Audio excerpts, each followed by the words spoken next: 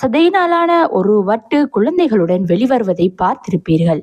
அதை நாம் கொப்புள் கொடி என அழைப்போம். இந்த கொப்புள் கொடி தாயின் வயிற்றில் இருக்கும் போது தாயின் இரத்தமும் சிசுவின் இரத்தமும் ஒன்றாக வந்து கலக்கா வண்ணம் பாதுகாப்பு பணியில் இருக்கும். அதிலே ஒரு மென்சவ்வு இருக்கும். அதனை மருத்துவர்கள் சென்சிபிள் சவ்வு என்று அழைப்பார்கள்.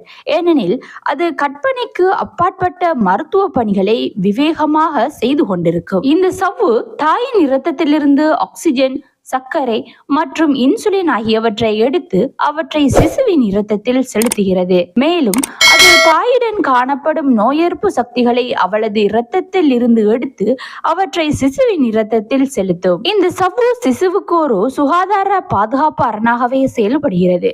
தாய் ஏதாவது நச்சு பொருட்களை உட்கொண்டால் அல்லது உணவு நஞ்சானால் கூட இந்த சென்சிபிள் சவ்வு மூலம் நச்சு கலந்த இரத்தம் சிசுவுக்கு கடத்தப்படுவதில்லை. ஏனெனில் சிசுவுக்கு